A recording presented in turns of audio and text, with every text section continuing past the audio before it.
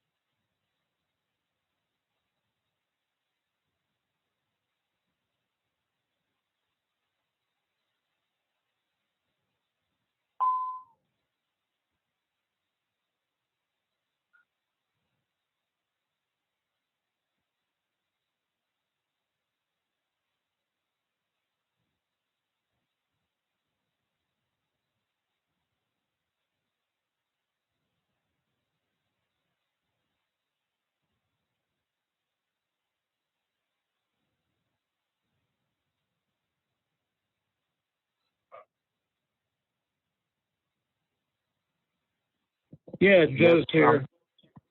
And Manfred's here.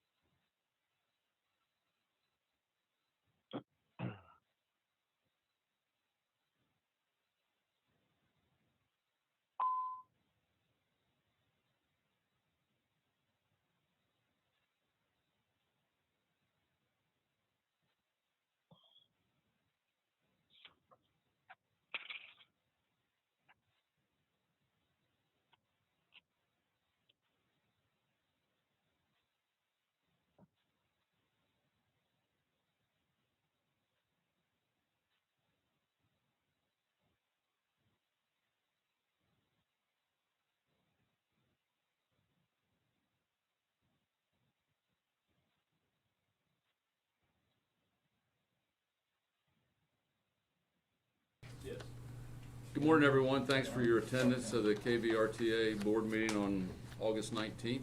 I appreciate seeing everybody here. First thing we're going to do is discuss the minutes of the July meeting. Has everybody been able to take a look at those? Are there any changes, revisions, or comments? Is there a motion for approval? So moved. I move the minutes be approved. Okay, there's a motion by Hicks and a second by Bailey. Any further discussion about the minutes? All those in favor signify by saying aye. Aye. Any opposed? Aye. Aye. Motion carries. Next we'll have Scott present the financial statements. In the packet, you got financials in there. Give me over. Not much difference. We just have 1 month of activity, so we can kind of skip Schedule 2, go to Schedule 3. That way we can compare at least the 1 month from this year to last year. But for the operating revenues for this past month was $139,330 compared to the previous year's $125,573. And on the expenses, $1,105,459 compared to previous July's $1,100,247. Schedule 4, I say revenue's up just 13-20%. Again, kind of they look impressive, but they're still low numbers from what the base number was for the previous month. But then in terms of ridership, I mean, it's still down 6-9%, and that has to do a lot of that with these numbers are so small. Because that's the total revenue with the Medicare on the CAT, the source program where that money comes in. it's got a huge effect when the numbers are small, but that's why those two numbers are, one's going up, one's going down. What is that monthly roughly, the source? It's on the cap. 9,000. A month? For the actual, they're on 4B, the daily Farebox revenue summary. Since COVID started, that bottom number there, that average is about 18,000. For about the 5-year average, has been about 26,000. But again, based on that COVID number, we can see for July, we're at 19, 15, 18, 16, 20. So it's still a little bit above what it was, but it's a slow climb up. 4C for the actual Farebox revenue itself for July this past year was 83,514 compared to the previous July's 82,585. So it's a slight decrease with just actual money coming in on the Farebox.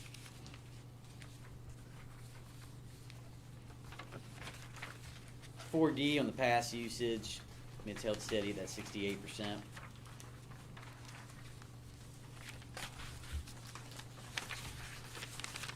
Schedule 5, just a statistic kind of analysis with the average passenger days based on the revenue from the Farebox and everything. But for July just passed was 3,162 a day compared to 3,159, and for the month 83,917 compared to 83,305. And lastly, there on the Schedule 6 for the excess levy. What came in August, we got that 360,000. Still down year to date. 33% looks big, but it'll be next month when we get the large amount on the levy. We'll get a better idea of where we're at because I think this year it depends on levy because last year they really didn't come down. We're a couple years behind, in that decreasing trend. But at least it should be break even. But typically it's going to be that 3 to 5%. But again, way too early until we get through that September. The mailings from the county, you found out, went out a little bit late for the property tax bills by about 10 days. So, normally the big checks are September and October, and it's usually after the end of October we have a good sense of the historically it's a 3 to 5% increase. Obviously valuations did go down this year. I reported that when we did the budget. But how that net effects plays out to us, there's a lot of other factors like the slippage rate and the exoneration rates and things like that. So we won't have a good feel for the levy until the end of October, but we anticipate it to be what it was last year at a minimum, and hopefully a little bit more. Does anyone have questions for Scott or Doug or staff about the financial statements? Okay. Those will be part of the meeting minutes for future reference, and we'll move along to item 3. We don't have any unapproved budget items or invoices excess of $5,000 that were processed during the month. Under your self-insurance report, if I go on to Yep. old business, we've had a few claims settled, we've had a few claims processed, but it's basically pretty self-explanatory, nothing of real concern in terms of major accidents or things like that we need to worry about, correct? And I didn't think so. So Should we relabel that title on these? instead the of agenda? self-insurance report, Right. just Insurance report, yeah. Yeah, we can do that. The CAT operations report is attached. At the bottom on the right-hand corner, this, Todd had asked where the SOAR revenue is listed. That shows you what the SOAR revenue was for the month. The Medicare revenue is through the contract with Medicare now. It used to be a different name. But they, at one time, buy bus passes. So they just had a big order for the bus passes for the year, and they just hand them out. We don't do the transportation, they just put them on the regular bus. So that was processed this month, or last month. So that number probably won't change again for maybe the rest of the year. About a year's worth? 24,000's a lot. Okay. They used to buy them in about 7 or 8. They sort of increase, it's probably about maybe twice a year what that will be, but that's the other large number, when it's on SOAR. Yeah. So that- That hit this month, and that's why that number was, Right. the That's why revenue was so much revenue's higher? up. Okay. Right. Yeah, if you go back and look at last year at this time, it was investment income that caused the ridership to be up, or the revenue to be up. This year, it's Does- these two things hitting. Does everybody recall with a SOAR program and know what they're talking about? Jacob, why don't you give a quick summary of that? So we're in the first year, a grant through DHHR program that's ran through the West Virginia Public Transportation Association. So all the transit agencies in the state provide transportation to people who are recovering from a drug addict or drug problems. So they'll call in the day before, just like our ADA passengers do, and schedule a trip to seek treatment or get medications, prescriptions filled. And there's no cost to them for that service. It's all paid for through the grant, through DHHR. What's it called, SOAR? Yeah, SOR, SOAR. It's an acronym for, Opioid recovery, Substance opioid recovery. Yeah, it's a federal program that dumped a bunch of money into the state, and the state approached the Transit Association a couple years ago, said, hey, why don't you manage this grant for us? So the Transit Association writes the grant, we submit all the reports to the Transit Association pays us, and then they report to DHHR monthly, with the data from all the systems that participate.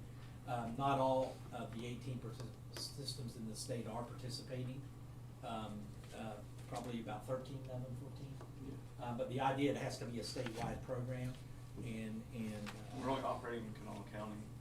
Other agencies will, go across county borders, but we're only taking trips in Kanawha County. I mean, somebody in Summersville might need to go to Morgantown for a treatment, and sometimes they link up two different transit authorities to do it.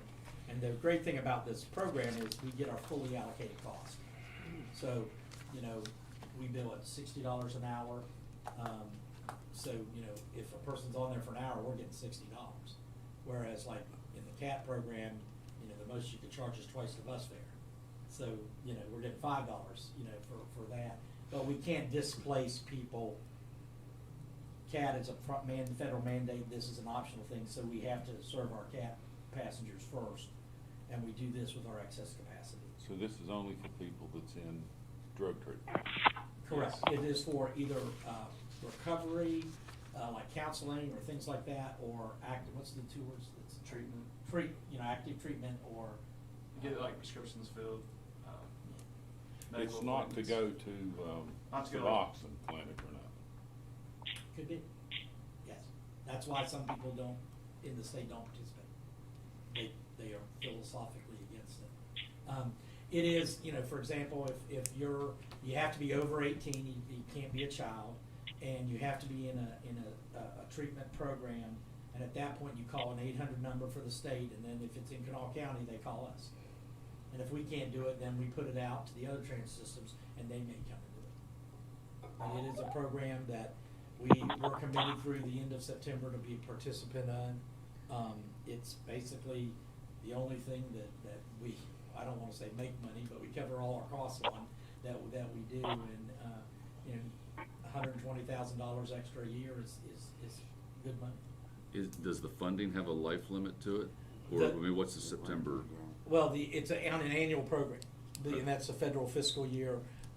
We're funded, we have to submit a statement of memorandum of agreement that we'll participate in the program that sets up the rules, and we have to do that by September 30th for the next year. Funding is in place until this September 30th. There's an application for next year's funding by the association to the state. We anticipate that being approved. If not, then after September 30th, this program, we would stop operating this program because there would be no future money available to us. Okay, where were we? 50th anniversary? Everything is proceeding. We talked last week about doing some stuff, and it is, my recommendation after talking to everybody that we do proceed with a food drive, on that day, so that we're collecting food for the community and around the holiday seasons and doing that. So, with the board's approval, we'll put that in. The ads, we've done some billboards, some radio ads, some TV ads. Those are all starting to run after Labor Day. is when the ads will start running, so you'll be able to see those. Billboards are up. Yeah, Yeah. I saw the billboard. Okay, billboards are up, and, Yeah. and it's kind of like a '70s groovy thing that, we've been rocking the valley since the '70s, so it's very, when you hear the radio ads, it's very hip and kind of things, like if you were walking around in '74 in your bell-bottom jeans and all that kind of stuff, so, Your pigtail, yeah, and. your ponytail, I mean. Ponytails, yeah, I did this for the 50th anniversary. Yeah. We'll be doing a few other things, just to jump back down to the transit center, since this kind of ties, we met last week, and they still think the 25th of October, which is the date, that at least the outside and the majority of the inside of the building will be finished, so we could still plan on doing our dedication. And then hopefully, at that point, or very shortly after, move the buses back into the new transit center. So that's progressing. Question on the food drive. Does this board need to take up and vote on the idea that we're gonna displace fares for canned food donations? It probably wouldn't be a bad thing. I can't remember if we did it in the past when we did it. I feel like we did. I think you're probably right, and that would probably be a necessary thing. We could put that on the agenda For next for a one. motion for next Okay. meeting, since we didn't have a mention of a motion here. And since she has. Did you say October 25th? What was the October date? 25th Okay. is the 50th anniversary, so we plan on having a celebration. We're hoping that the city's new Slack Plaza Center will be ready to go, and we can utilize that area as well as our area to do that. Another thing that I've thought about and is to get a hot dog truck in there and give out hot dogs. I mean, we're only going to celebrate 50 years once, so I'd like to do some stuff for not only our pastors but for the community. They see us as in there.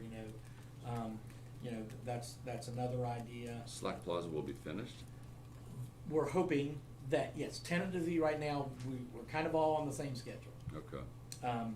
They've come a lot of way. They haven't started on their stage work at all, but they've got What day of the week is the 25th? it's a Monday. Okay.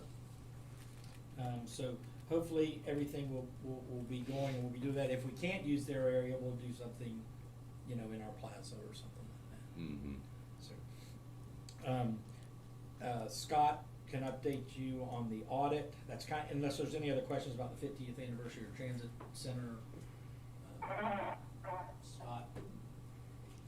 Yeah, they're working on the audit. They got everything. I think the lead reviewer was on vacation last week, but we got everything finalized, I think, with people working on it. Only things I think they had to add was we got fuel, which was here but not here. As far as timing of it, when it hits on the 30th, they wanted to see it on the books. There'll be a little entry for it where we're just putting increase in inventory, but you got increase in payable. Doesn't really affect anything. And the other one was with the PEIA, where they have that the retirement, the unfunded liability. That report was not made available until it was like August, first week in August. So we just have to make adjustments to show on our books where they allocate to everybody who uses PEIA the unfunded liability, which 15, 20 years from now it's supposed to be down to zero. But again, it's just a number. It's on our books. They've got that, so we'll have to make that entry. But everything else though should be, I think, pretty good. But we should have that report. I don't know if it's in September they're supposed to. I thought they were presenting in September. I should have something. It'll be next week for certain to look at it. So I would think we can still be on for September. Yes, the September board meeting, the auditors will be here to do their presentation, so that'll be important. They work for us, so we need to be cognizant of what they've done and presented and take it in. I was also contacted by the city. I think the mayor Mayor Goodman wants to attend the September meeting, so I was Okay. told that by an email this week. So on to new business, I really didn't have a lot on the agenda today. So what we wanted to do was kind of go over the projects that we're working on right now and what's going on and what will be going on in the next couple months, major projects. Obviously, our fuel contract expires November 25th. I've got to get with the city to get their schedule for their council meetings in November, because traditionally you don't wanna open bids on a Friday, you don't wanna open bids on a Monday. You wanna open those bids either on Tuesday or Wednesday, because then they can give you the most updated price. They don't have to build in the weekend. And those bids are only good for 24 hours, or 48 hours, so, November 25th, Thanksgiving. I didn't say 25th, did I thought you did. Yeah, you did. I? I'm Yeah. sorry, the 18th is our board meeting, No, but when's the fuel contract expire? the 25th.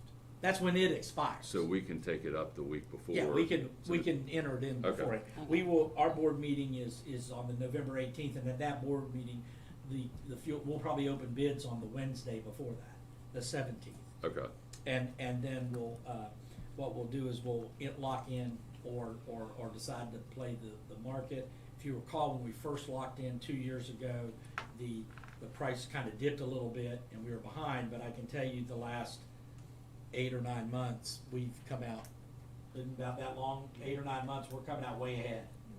And so by being locked in, it still overall was a good decision to lock in. The city normally always locks in. We bid their fuel too, but it's in a separate bid package, so I have to coordinate with them when their council meetings, either to get them approval, the mayor approval to award the contract without council's approval, or things like that, because they meet every other Monday. So and I don't think they'll meet Thanksgiving week, but the bid will be closed by the time they get a chance to meet. So they've gotta have authority to meet, and I'll work with them on that, or to award. We did have a bulk fuel, on gasoline delivery issue, and to the city of St. Albans and to, a few other, areas that we deliver fuel to. I apologize. Our guy came to pick up gasoline, not our guy, but the contractor came to pick up gasoline to take it to a remote site, and he drove off without unattaching the hose. Oh, God. And he ripped our unit out of the ground and tore it over. We immediately got everything shut off and everything. We lost maybe 10 gallons of fuel. It was below the standard to report to EPA. We cleaned up that. The contractor, the owner of the company came down and said, hey, get it fixed, we'll pay for everything and everything. So that work started immediately. We have in our capital reserve account a line item for working on our fueling program, because it's not a federally participated program, but they're absorbing all the cost. It got back up and running yesterday. They did the line test on Tuesday, and everything, the construction was done Monday night. So we're back to being able to deliver fuel and things like that, but we were out of the delivery business for about 12 days. Yeah, about 12 days. And so we notified those people immediately, the sheriff's office, all that kind of stuff. If there's any problems, they could have gone to the remote, the Marmet or the Nitro stop aside. And he was out here this morning getting fuel, so. Okay. And we put breakaway hoses on there now. For some reason, it didn't have a breakaway hose. It broke, but it wasn't.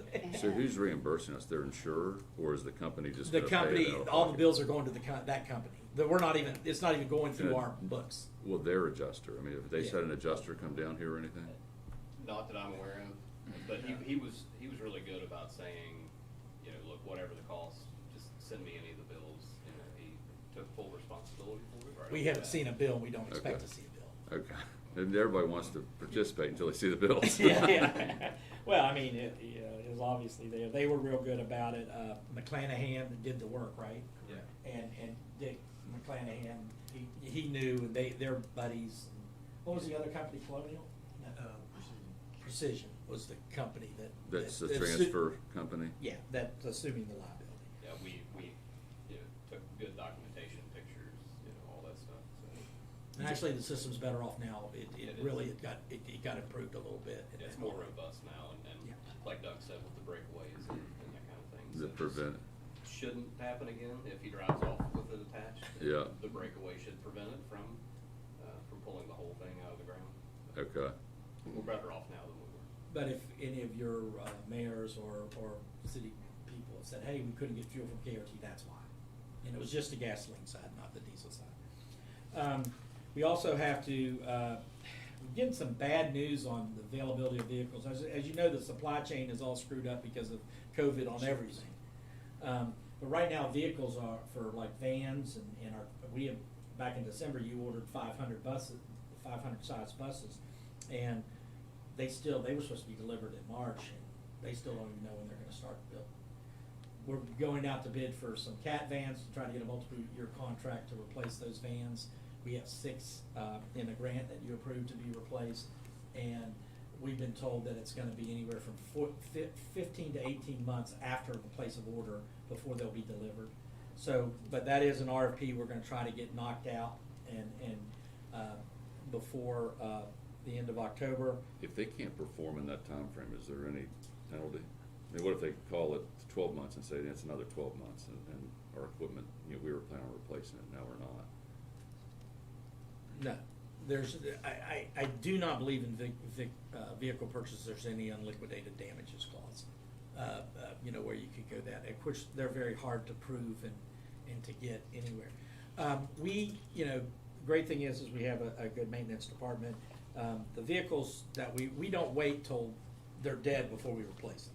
You know, Okay. we have a planned replacement schedule, and we know usually it's 6 months, like for example, our big buses, we know it's gonna be 18 months. We've ordered buses that are gonna be delivered in 2023 and some in 2022.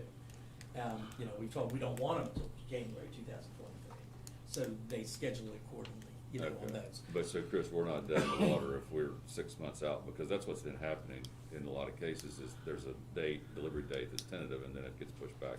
Right. Yeah, we kind of plan for stuff like that, because even, you know, without COVID going on, there could be snags, there could be issues with delays and this and that. Yeah, normal time for a bus is a year. The normal time for a van or 500 is about 6 months.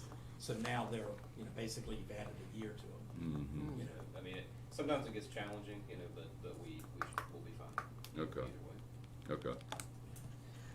And then the other thing, these are just a couple standard. Every couple years, we have to update our COOP, which is our continued operations plan, how we continue the continuity of operations.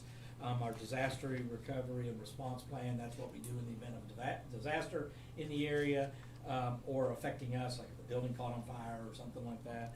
And then our PTASP plan, which we submitted through the state, we're part of their program, but we update that, and we're looking at those, and Mike is working on those, and those will be all updated here before hopefully by the end of October, and things like that. So What is the PTASP? Public Transit Authority. Safety Safety Plan. It was one, it sets goals like, you know, thresholds of, you know, I don't even like to say it out loud, but how many fatalities per 100,000 miles, and things like that, you know. It's just a federal reporting standard that they kind of forced on everybody, that the plans had to be done last year, but we actually had ours in place for 2 years.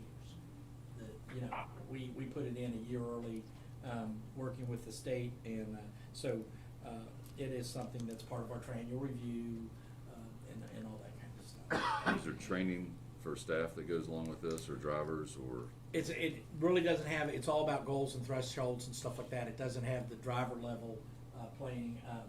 It's all internal. Yeah. All the training is internal. It's just about having a safety mindset, really. You But- know, if you see an issue, you report it to XYZ person.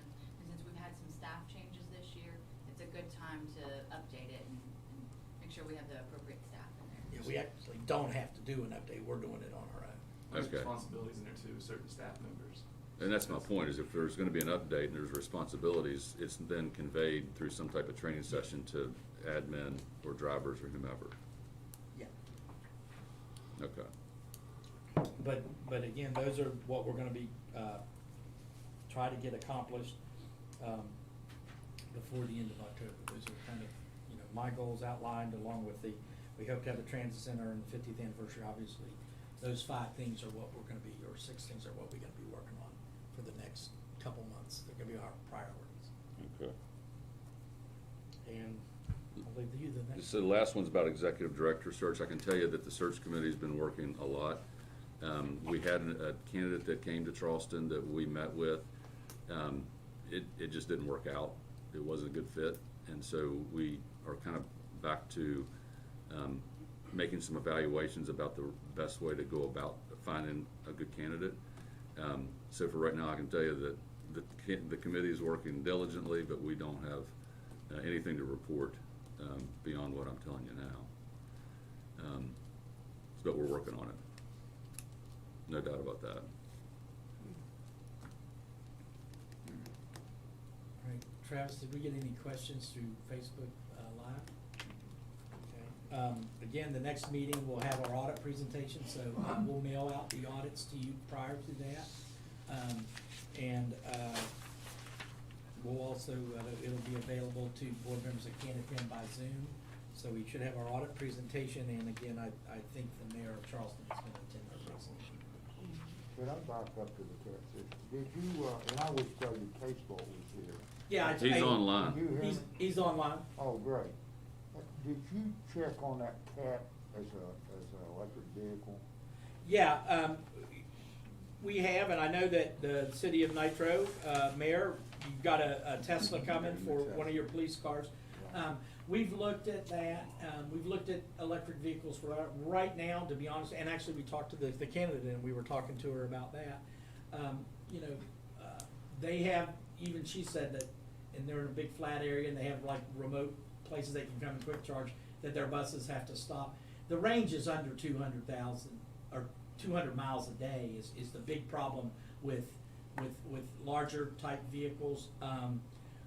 As far as the CAT vans, you know, we haven't looked at it for those because it's hard enough to get what we need with the side lift in the size bodies that they're making now.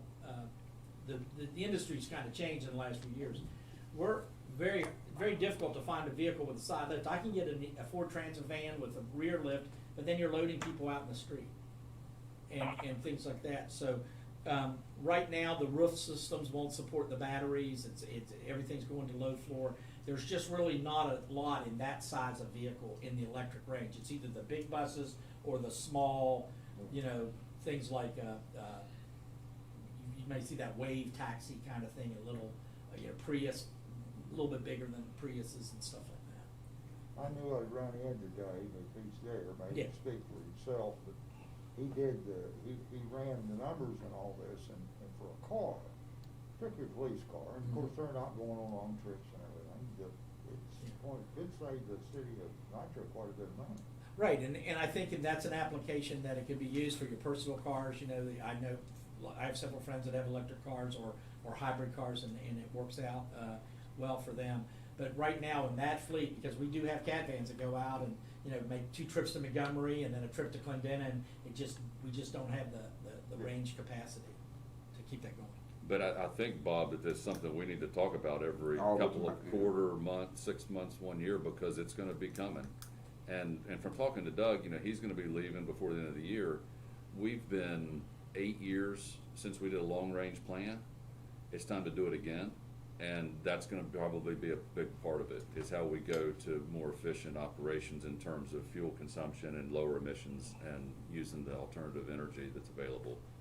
So that's something that's gonna be my recommendation, probably around first of the year, that we select somebody to do that and put that in place.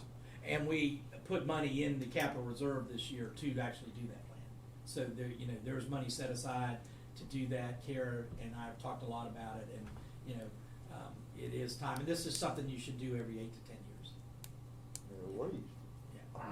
Well, I mean, to look out, and you know, we started that planning process in 2012, and we didn't get it took to 2015 to finish it up. It's a 2-year process to do the plan. Right. But it's time to revisit that. Thank you. Anything else? Chris? Kind of a side note on that, I had a call with Voith yesterday, who makes the transmissions that we're putting within our buses now. They just came out with an electric drive that I think it's being tested in Portland. They put it in a couple of buses, a couple of 40-foot buses, and they're able to get 250 to 300 miles out of the charge with their drive, and the same size battery pack as like our hybrids run.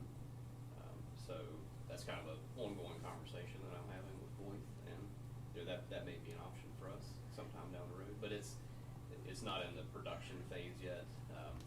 Bus manufacturers like Gillig, New Flyer, they would have to kind of design their buses around this electric drive. You know, so it's still a ways out, but the technology is coming along to where it's, you know, the range is extending on it. It's gonna get more and more, the technology's advancing, battery technology is acute. The thing that I watched a show on the Tesla batteries, it's very interesting. I thought it was a big battery. They're actually like little AAA batteries, but there's like 10,000 of them in the car. You know, it's just in these little packs of like 12 or 24, you know, they're all interlined and everything. It was pretty interesting to watch.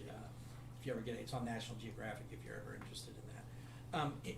Speaking of Voith, the delay on our 4 big buses that we ordered a year ago is the transmissions. They were supposed to be delivered in January. Now it's June. Any news on the transmissions from Voith on that? Yeah, I need to get with you to update you on it. Basically, I had a call with Clint Gibson with Gillig day before yesterday. He spoke to Voith yesterday. Right now, it's looking, if we stick with Voith, right now our buses are scheduled to be built in June of 22. The 4 buses are June of 22. That's the earliest that they can be built. It could even be pushed back later in the year. So I'm trying to, you know, put together all the pieces of the puzzle here to see if we need to switch back to Allison just for these 4 buses and then go back to Voith on the 10 bus order. But to be honest, everything is so up in the air with the supply chain shortage. You know. About 5 or 6, 7 years ago, we made the decision to switch to Voith. It was cheaper, service was closer. They're out of Pennsylvania, and we just don't like the idea of carrying 2 whole separate inventories of transmissions and things like that. So we made the switch, and everything that we've gotten in the last 4 or 5 years has been Voith transmissions in terms of large buses. So we'd really prefer not to go back to Allison because we're replacing the last Allison buses. We are with the that. 10 bus order would replace all of the. Yeah, we'd have no remaining Allisons left. So those are the 2009s were the last Allisons that we have on the property. The 4 that we have that we're delaying till June are our hybrid buses. So we had just replaced the batteries on those.